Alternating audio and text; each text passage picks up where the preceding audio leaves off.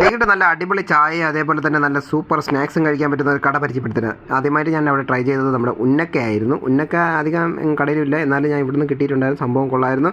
അടുത്തത് മുട്ട, നല്ല അടിപൊളി മസാല പുരണ്ട മുട്ട, സൂപ്പറായിരുന്നു. എരിയുണ്ട് കേട്ടാ.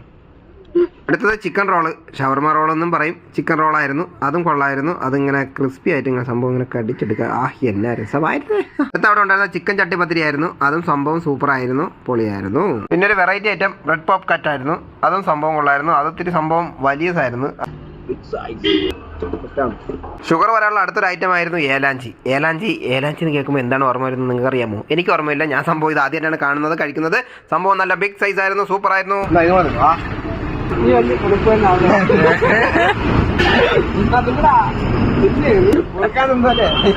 തത്തമ്മയുടെ സുണ്ട് കണക്കായി.